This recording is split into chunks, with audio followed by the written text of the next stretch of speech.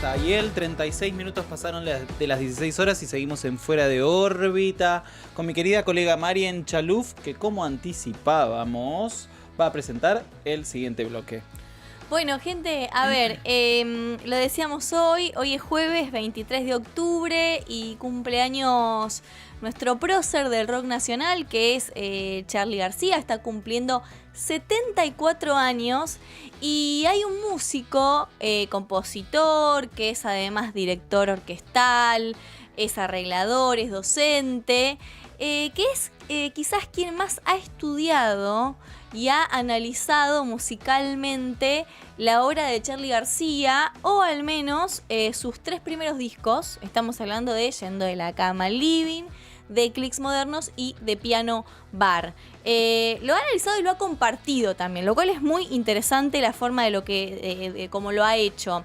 Primero a través de un podcast, La Canción Sin Fin, que después de un éxito sensacional, te escuchas, se convirtió en un show musical interactivo porque da la posibilidad también de interactuar con las personas que lo van a ver.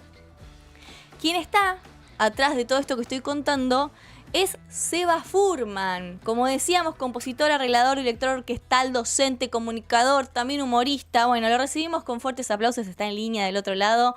¿Cómo estás, Seba? Mariana y Fran, te saludamos. Hola, Seba. Hola chiques, ¿cómo andan? Gracias por esa presentación. ¿Vos viniste al show? Porque parece que lo hubieras visto. Por supuesto. Okay. Cuando estuviste en La Plata en el 23, creo, ¿puede ser? Sí, cuando viniste a hacer acá el Teatro Ópera, que hiciste los 3 por separado, los 3 discos por separado en esa época. Estabas presentando, sí, ¿te acordás? Al principio hacíamos los 3 por separado, o sea, uno cada fecha. Y después en un momento empezamos a hacer el show unificado, que es los 3 discos en uno. Claro. Que es esto que el último formato, para mí es el mejor, porque es el que podemos ilustrar bien cómo es ese devenir de Charly en esos 3 discos, cómo va modificando su faceta compositiva y sus maneras de armar las canciones y todo, ¿no? Claro. Y además es un show más jugoso porque son 2 horas y media, o sea, escuchás los 3 hermoso. discos. Sí, tremendo. Hermoso eso. Che, pará, Sí. Justo con lo que decía él, se me ocurrió una inquietud, ¿viste? ¿Qué sentís que es la particularidad que tiene él como compositor, habiendo ya pasado por tanto Sui Generis, La Máquina de Hacer Pájaros y Serú Girán, donde ya tenía un bagaje súper amplio? Entonces, ¿qué es la particularidad? ¿Qué es lo que más aprovecha él o la búsqueda más puntual que encara cuando se hace solista? Es una buena pregunta. Un poco lo cuento en el podcast porque hablo de lo que vino antes, porque no podía empezar a analizar un disco del 82, como vos bien decís, con todo lo que tenía Charly ya hecho. No tenía sentido decir, bueno, Charly aparece acá, no. Empieza su carrera solista y un poco lo que sucede es que toma ciertos elementos de lo que traía de Serú Girán, sobre todo, que es la última banda antes de que saque su disco solistas, pero se empieza a empapar mucho más de lo que es la New Wave, ese sonido más pop que empieza en los 80, sobre todo cuando viaja a Estados Unidos, y ahí conoce, mucho usa las máquinas de ritmos, ¿no? Y hace temas más bailables que por ahí también no eran característicos de Charly, ni de Sui, ni de La Máquina, ni de Serú Girán, diría. Temas que se pueden realmente bailar y que pueden sonar en una discoteca. Total. Que después Charly lo iba a hacer más eso, ¿no? En los 80. Pero me parece que eso es una gran diferencia. También él mismo se pone minimalista, como él se autoanaliza su música y habla de eso, dice con un toque de minimalismo. En realidad, lo que yo cuento en el podcast es que una anécdota linda, que su hijo, Migue, en un momento escuchaba las canciones de Serú Girán, pero hasta un punto, porque tenían tantas partes que se aburría. Entonces, ¿viste? Lo mandaba a dormir. Claro. Entonces, ¿qué hacía? La volvía a empezar. Entonces Mirá. Charly se dio cuenta y dijo, bueno, basta de esto de hacer canciones que tienen 4 o 5 partes distintas. Vamos con un mismo ritmo, pa pa pu pu pa pa pa pa tum, pa pa pu pa. Listo, esto, otra cosa. Y ahí encima va poniendo capas, pero no hay cambios rítmicos, Total. digamos, ¿no? Pero sí predomina como la armonía, ¿viste?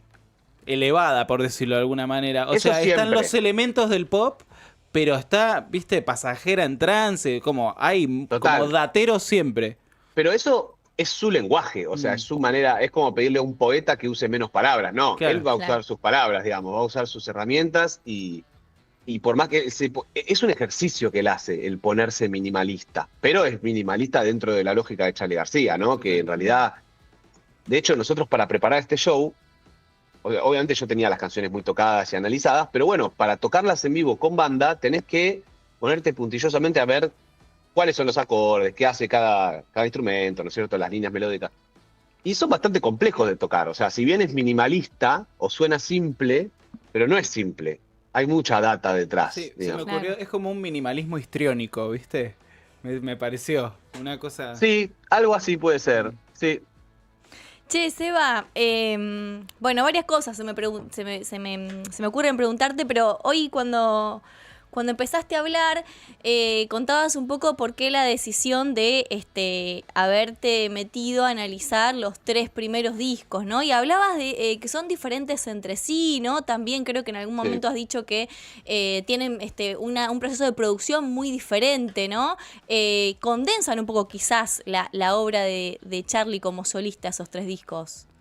Sí, total. Primero es una época muy particular para la Argentina. Entonces, Claro. y Charly, tiene una antena captadora, obviamente, ¿no? Estamos hablando del 82, 83, 84, o sea, fin de la dictadura, principio de la democracia. Y también es un fin de su etapa en banda, entonces, Yendo de la cama al living, que es el primer disco de estos, guarda un poco esa sensación oscura de encierro. Bueno, él dice, sientes el encierro, ¿no? Y de sobregrabaciones, él solo, lo graba prácticamente él solo, poniendo tecladito tras tecladito. También por eso hay un minimalismo, porque no puede hacer muchos cambios de ritmo si después tiene que grabarse encima, ¿no es cierto? Tiene que tener una base como más fija y simple de seguir. Después en Clicks Modernos, yo siento que hace un gran cambio cuando viaja a Nueva York, busca un sonido más moderno, como lo dice el nombre del disco, y la calidad de audio es muy buena, es internacional, digamos, en ese Claro. sentido.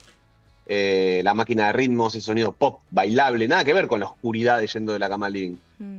Si bien obviamente hay temas como Los dinosaurios o Huellas en el mar que están en Clicks Modernos, porque reflejan lo que venía pasando también, pero tiene otro color, digamos. Y después ya para Piano Bar, yo siento que es un disco mucho más rockero, despojado, cero prolijo. De hecho hay pifies, se grabó todo en 3 días en Ion, acá en Claro. Buenos Aires, con la banda. Cada uno de los de la banda aportó cosas también, que en los otros discos no tanto, era más él decidiendo todo, y acá hay más libertad. Entonces es un disco un poco más heterogéneo, digamos, y más rockero, ¿no? Más rockero, despojado, y la producción es mucho más cruda, es peor a nivel audio, digamos. Peor, obviamente es un concepto, es arte, ¿no? Entonces Sí. mejor o peor es complicado, pero sobre todo en calidad de audio. Pero bueno, sí que, digamos, en ese sentido, como comparándolo con las producciones internacionales, ¿no? Claro. Seba, ¿y cómo llega Charly a tu vida? ¿Cómo llegás vos a Charly? Contanos un poco de tu historia personal también, ahí me imagino, descubriendo la música y aparece Charly en tu vida. ¿Cómo fue eso? Charly, mi vida parece, no sé bien cuándo. O sea, tengo un recuerdo que es mi maestra de la primaria, a la cual le agradezco y le agradeceré siempre, que nos enseñaba muchas canciones, no solo Charly, pero nos enseñó Necesito. Y yo al día de hoy me emociono cuando toco esa canción, Mirá. porque, no sé, tiene algo, me hace acordar a mi infancia también, ¿no? Sí. Un poco esas cosas que te tocan. Algo me tocó ahí con esa canción, me hizo vibrar más que las otras que ya me hacían vibrar también, porque yo, digamos, tenía una inclinación hacia la música desde muy chiquito, ¿no? Como que se ve que, nada, disfrutaba mucho de eso. Me acuerdo mucho de esa canción y después, bueno, la adolescencia, cuando llegó la adolescencia y lo escuché un poquito más en serio, escuché Serú Girán, yo ya ahí empezaba a tocar un poco de instrumentos, ahí me partió la cabeza, o sea, cuando llegué a Serú Girán, esas canciones increíbles, Peperina, viste, esas cosas. Pero bueno, también Sui Generis, yo creo que Sui Generis es como una banda que te enseña a sentir un poco, como, ¿no? A transitar esas inseguridades que tenemos todos de chicos, del amor, ¿no es cierto? Y a la vez tiene algo un poco naif y simple, entonces es accesible. incluso para aprender a tocar, por ejemplo, ¿no? Aprende a ser Re. formal y cortés. Son 2, 3 acordes, 5 acordes, no es mucho. Una vez que aprendes un par, los podés tocar. Sí, Eh, eso que estás diciendo me resuena mucho, es muy lindo y pienso en las generaciones de ahora, que bueno, nosotros quizás por nuestros viejos que nos Sí. llegó esa música, pero digo, qué pena quizás las generaciones de ahora que se lo estén perdiendo, ¿no? Para esa construcción. También eso, ¿no? De aprender a tocar una canción a priori sencilla y también eso que decías de la educación un poco sentimental, ¿no? Que sí. significa sui generis.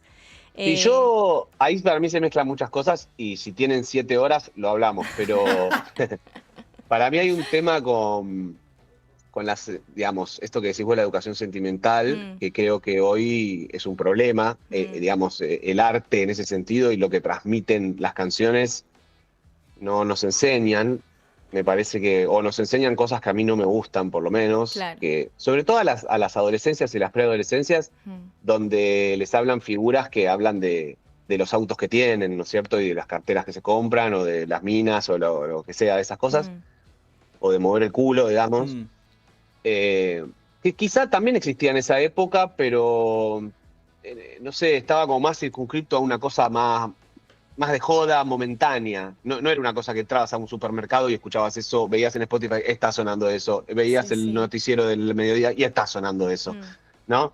Eh, Me parece que eso sí es un poco trágico lo que está pasando. exactamente. sí. Eh, Es Sí, loco, ¿no? Podría haber políticas de divulgación de nuestro rock nacional en escuelas secundarias, ponele, ¿no? O sea, es un paraíso pensar ese tipo de situación. sí, Incluso en cada localía hablar del under de cada lugar también. Eso sería totalmente. un loco, un ¿te loco. imaginas, no? Sería un loco. Sí, está pasando algo con el mundo entero, la Mm, Mm, globalización, y que todos hacemos todos tenemos el mismo filtro puesto, todos usamos, ¿no? Ya hasta el idioma se está perdiendo un poco. Entonces, esto que decís vos está muy bien, o sea, sería ideal en realidad fomentar la expresión de cada lugar, total. claro. con su identidad, ¿no? Y que a partir de eso se construya algo que encima en Argentina tenemos un caldo de cultivo tan heterogéneo y tan hermoso para hacer cosas. Mm, A mí me da un poco de pena que todos estemos escuchando música que se hace, como decía Charly García, en una oficina en Miami. totalmente. ¿Sabés qué pensaba también, Seba? Que son tiempos así de todo tan, tan efímero y de repente que tu propuesta sea sentarte a escuchar un disco y analizarlo profundamente. Es eso, decíamos hoy con Fran, un poco de la pedagogía de la escucha, del oído Mm. atento, no solo de la letra, sino de las decisiones que ha tomado semejante artista. Eso, la verdad, que parece una propuesta en estos tiempos hasta disruptiva, ¿no? Sí, vos Contanos un sabés poco que, eso, ¿cómo se te ocurrió la idea también? bueno, hace tiempo vengo pensando en eso también. Yo estudié música académica, entonces estoy acostumbrado por ahí a escuchar obras de 1 hora y media, ¿viste? Te Claro. sentás a escuchar una sinfonía con la partitura y a estudiarla. Incluso a veces la he escuchado 2 veces porque la tenés que estudiar. Mm, Que igual un poco lo perdí también, o sea, a todos nos fagocita este sistema, ¿no? Mm, Eh, pero en ese momento, en la pandemia, yo hice el podcast. sí, Entonces, en la claro. pandemia había ese tiempo, estaba esa pausa.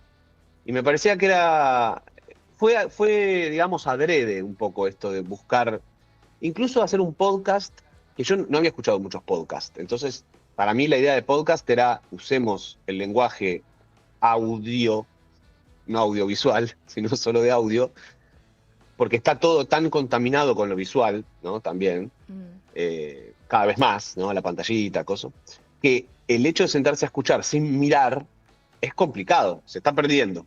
Entonces lo pensé un poco más como un disco, más que como un ahí va, podcast. me claro. encanta. Yo dije, vamos a hacer vamos a rehacer los discos de Charlie. Mm. Conmigo al lado charlando, ¿no? Mm, Como explicando un poco lo que yo siento y lo sí. que percibo de estas cosas. Que además sos Y docente, digo, ahí sí, también poniendo en juego todo ese sí, rol. sí, es como sí, también dando alguna que otra clase de Claro. armonía y contando cosas que me gusta contar desde Mm, siempre, sí, sí, sí. Sí, son muchos años de docencia. Yo di clases aparte en todos los niveles, en orquestas escuela, incluso, bueno, en la universidad estuve como 14 años dando contrapunto, cosas muy serias, digamos, ¿no? mm. Sí. No hay chistes en el contrapunto. ¿Hay qué? No hay chistes en el contrapunto. No, en realidad hay un Sí. montón. Lo que pasa que. De hecho, yo digo que es muy seria, lo digo en joda, porque la música no es seria. Hmm. O no seria. La música es hermosa. Pero. No, nada, iba a esto, a que lo pensé un poco así. Y de hecho, viste que para el podcast regrabé algunas cosas, como no existían los multitrack, o sea, Claro. las pistas por separado. Porque esos masters fueron reutilizados porque eran muy caros en ese momento, entonces le grababan encima, no sé, un disco de Los Abuelos de la Nada. Entonces, bueno, dije, bueno, los grabo yo. O sea, grabo el bajo, grabo la guitarra, grabo las 3 voces de Peluca Telefónica. Si te quiero mostrar Bien. qué canta cada uno, bueno, grabo cada uno, un poco imitándolos, como un chiste, como un ejercicio, y realmente funciona. Entonces lo pensé así, ¿viste? Como alguien que te va contando y como una clase un poco, ¿no? Donde vos tenés la Sí. atención con una persona al lado y no tenés que hacerle monigoteo para que siga prestando atención. Y Claro. también como un elemento de audio, digamos, como un servicio que es imposible de conseguir en otro lugar, digamos, ingresar en la canción y salir de la canción es algo que no podemos hacer los mortales, digamos, o aquellos que no tienen el Moisés en la compu, ¿me entendés? O el Ableton. Claro. ¿Viste? Bueno, ahora se puede. Antes, en el 2020 no se podía. Eso te iba ahora, a decir, ¿viste? si Justo. yo ahora hiciera el podcast, podría separar los tracks. Mm.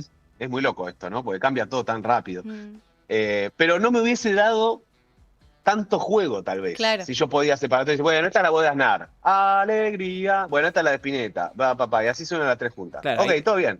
Hay algo súper lúdico y precioso en que lo hayas tocado, digamos. Es también. mucho más divertido hacer. Artesanal. Mucho más divertido, sí, claro. Y además quizás también eso el puntapié después para llevar el podcast al espectáculo en vivo, ¿o no? Sí, eso también. Bueno, yo ya, obviamente, estas canciones las toco desde adolescente, como le dije antes, cuando descubrí cirugía, yo tocaba en una banda, digamos, a mis 18 años. Pasaron como 20 algo, no sé cuánto, ya no quiero hacer la cuenta. Tocaba así, con 3 teclados, o sea, era una música que ya tocaba, y ahora, bueno, mucho más profesionalmente y con la posibilidad de llamar músicos de gran nivel, surgió Sí, esta idea también de tocar. Tenés una banda espectacular. Increíble, es lo más. Sí, Realmente. lo podemos nombrar ya que están Dale. Están Seba Quintanilla en batería y la programación de la TR-808, o Ruchi. Está Andrés Roth en bajo. Toca Rocío Katz los teclados y canta también. Y Juan Archoni, que toca la guitarra y también canta. Y bueno, tenemos también, cada vez que vamos a un lugar, vamos con algún invitado Muy bueno. local en general. Mm. Y eso es muy lindo porque es como una banda ampliada. Ya hay como 60 personas que participaron de este proyecto, que se subieron al escenario a cantar o a tocar. Es una banda de gente. Es un montón. Impresionante. Y bueno, ahora estamos, no sé si saben, pero Sí, la fecha que queda es la última. El 12 de diciembre, la última. Sí, se En termina. el Coliseo en Capital, ¿no? Sí, en el Coliseo en Capital. Se termina este viaje tan lindo que fue La Canción Sin Fin. Así que vamos a ver si podemos invitar a muchos de los que tocaron ese día. Va a ser un super show, vamos a tocar los 3 discos enteros. Va a ser una locura ese show. Es un nochón. Qué lindo, qué lindo. Es una celebración un poco. También incluso vamos a cambiar algo del show porque queremos homenajear al podcast, no solamente al Claro. show, sino de dónde salió todo esto que es el podcast. Así que probablemente yo tenga un ratito solo con el piano y esté como con el público haciendo así locurillas medio. Vos lo viste el espectáculo, Sí. tiene momentos un poco charla TED, ¿no? Recontra, la gente participa. Yo fui Sí. a uno de los que fui y la gente era muy participativa. Ya demasiado para mi gusto era. Bueno, che, Bueno, sí. che, Ahora lo controlo déjenme más. escucharlo. Ahora lo controlo Claro, más. claro. Sí, sí, sí, Ahí sí, va, sí. ahí va, ahí va. Sí, sí, Después tengo unos otro rayos no. láser Sí. que se activan cuando. Che, Seba, bueno, y porque el público se renueva, digo, también preguntarte, Charlie Chocho, porque escuchó el podcast en su momento y te hizo llegar Sí. también, ¿no? Como un agradecimiento. Charlie escuchó el podcast un mes después de que salió. O sea, Al en toque. septiembre del 2020 salió. En octubre me mandaron un video, Mecha, la novia de Charlie, me mandó un video de ellos dos en la cama escuchándolo. Muy contento, por supuesto, porque por ahí ahora hay mucho ya hablado y con todo esto de los discos esenciales, vieron que hicieron en el CCK, con los homenajes de los canales de stream y todo esto. Pero en el 2020 tenemos que recordar que no había análisis de Charly García. No O sea, no había. había mucho. Yo lo digo porque lo busqué, o sea, en el momento que lo Sí, estaba sí. haciendo, Claro, total. había alguno que otro suelto, hay un par de colegas míos músicos que habían subido alguna que otra, pero era más tipo cómo tocar peperina, ¿no? Claro. El Mario Pozo se llama. Mario Pozo. Sí, claro, obvio. Pero no es un análisis, digamos, ¿no? No es un trabajo donde hay ahí una interpretación y toda una explicación. Entonces, ¿a qué iba con esto? No me acuerdo, pero...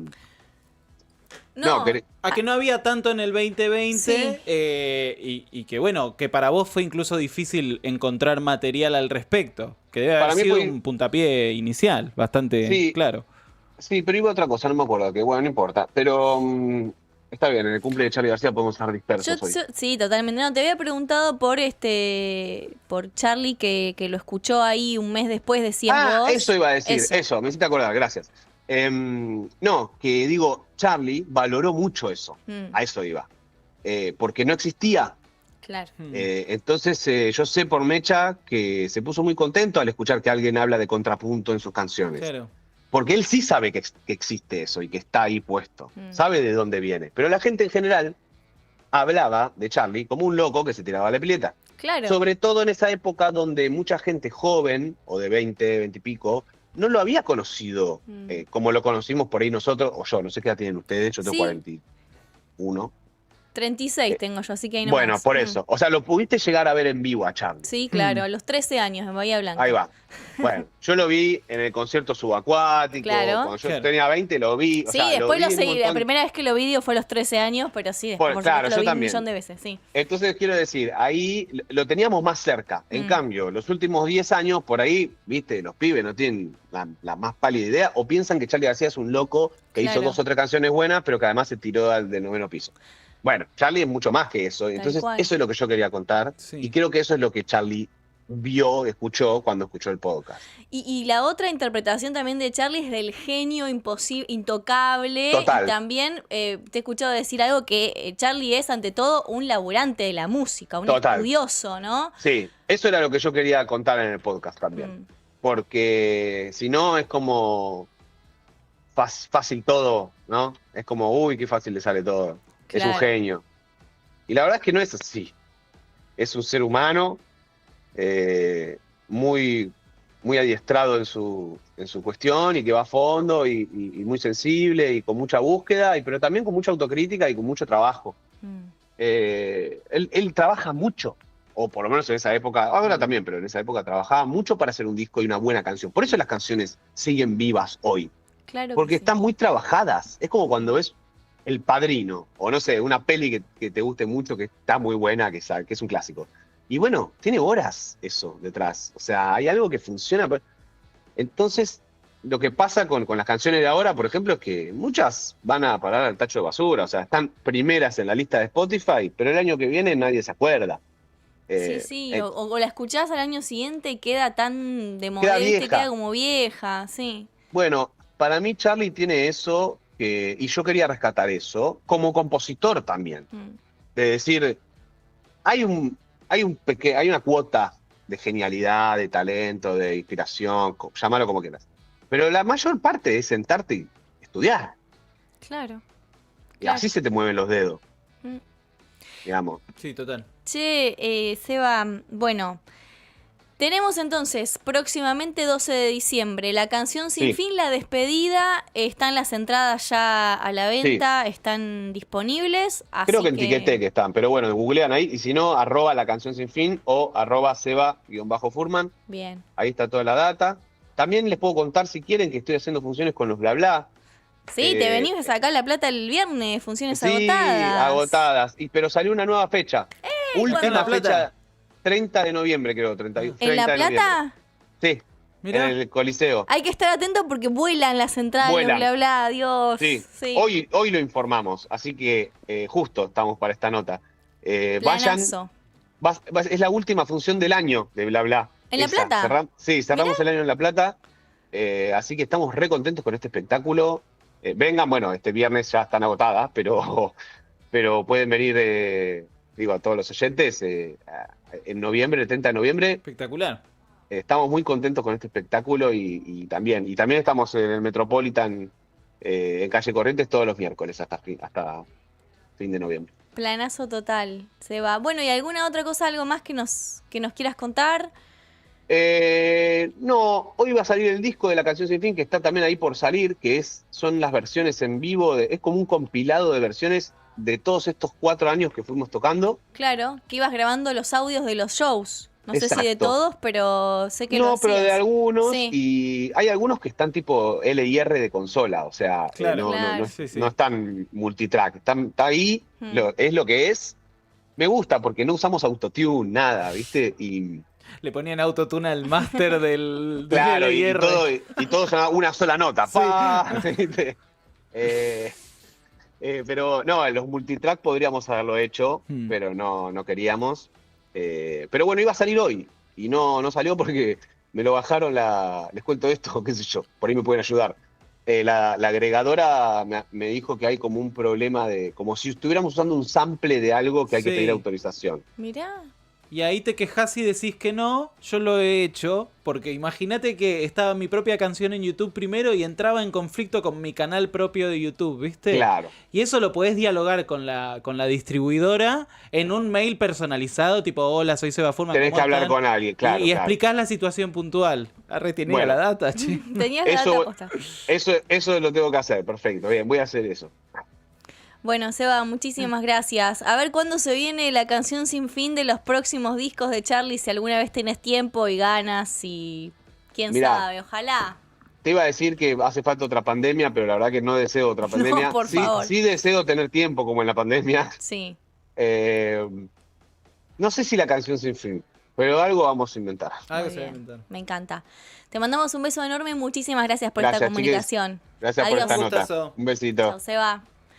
Bueno, pasó Seba Furman, creador de La Canción Sin Fin, podcast en el que analiza los primeros 3 discos de Charly García, después los lleva a un show en vivo y ahora el 12 de diciembre es la despedida, después de 3 años de shows en vivo y el podcast tiene más años. Más de 1 millón de reproducciones, o sea, una cosa de loco. Yo me acuerdo Increíble. que durante la pandemia era una cosa que te ibas comentando y te lo ibas pasando, ¿viste? Que vi ahí, abrí el podcast recién y veía a la gente que pedía por favor que hagan de Fito, de Spinetta, ¿me entendés? Claro. Como que ese formato se puede, bueno, así como Netflix, salvando las distancias, ¿no? Sí. Salió el caso García Belsunce, salió Nisman, ¿me entendés? Y agarraron todos los casos y le dieron para adelante. De la misma manera se puede replicar este formato. Obviamente no va a tener el color y el carisma con el que lo lleva adelante Seba. Sí. Pero digamos, esa información está buenísima que se tenga de todos los A mí me artistas. parece re interesante de la idea nuestros. de que a personas no músicas como yo nos enseñen a escuchar un disco. Yo sueño hacer el de Lucas Martí. Claro. No así en realidad. Yo quiero hacer esto se usa mucho. Por ejemplo, yo tengo el libro con toda la obra de Tom Jobim, ¿viste? Sí. O tengo el libro con toda la obra de El Cuchi Leguizamón. Sí. O el libro grande de toda la obra de los Beatles, ¿viste? Con las partituras y bla, bla, bla. Eso es también. Pero ya es otra cosa, ¿no? Sos Claro. músico y vas a la fuente concreta de a ver cómo tocaron tal cosa y qué nota quisieron poner. Bueno, pero digo, en el caso de Seba también es docente, entonces tiene como una, no sé, Vocación. una vocación también por bajar esa Sí. información y compartirla. Pero a mí me parece que lo de una invitación a escuchar un disco y alguien que te explique, como muchas veces lo haces vos acá, qué es lo que estamos escuchando, qué es lo que suena, me parece interesantísimo. Y tengo la data de que eso va a empezar a pasar en La Plata, Mira. con discos, en un estudio muy importante de la ciudad de La Plata. Hay un proyecto y hay una propuesta. Mira. Pero no tengo más información y no sé si lo puedo decir. ¿Qué con nombre y propuesta, amiga? apellido.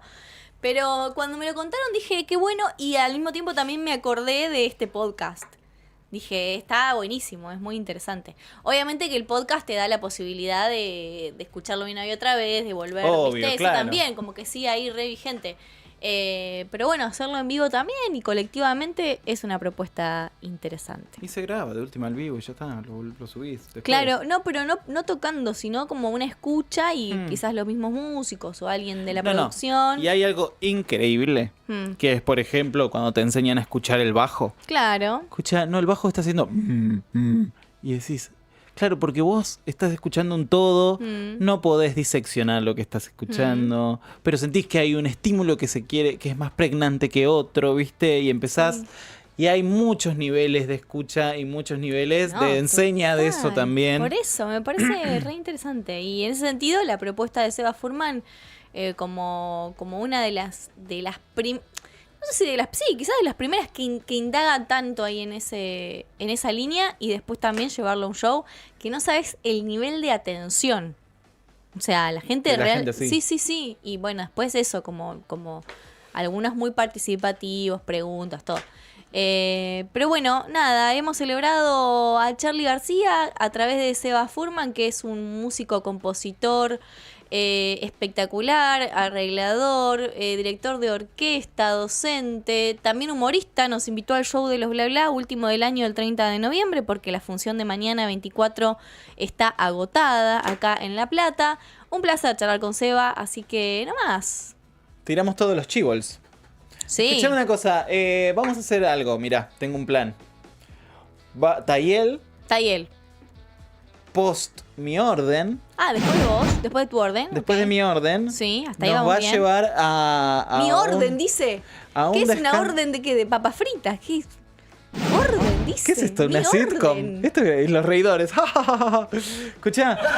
Ahí está. Después de mi pedido. Después de mi pedido, de mi... Sí, estoy escueto de palabras hoy, ¿Qué canción vamos a escuchar primero? Sí. La canción Gen de Lazio Internacional.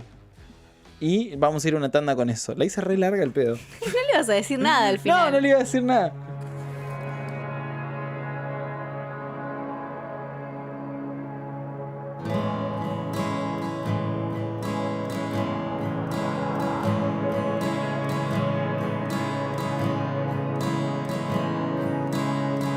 Desde el fondo de nuestras memorias, desde el eco de las extinciones, desde lejos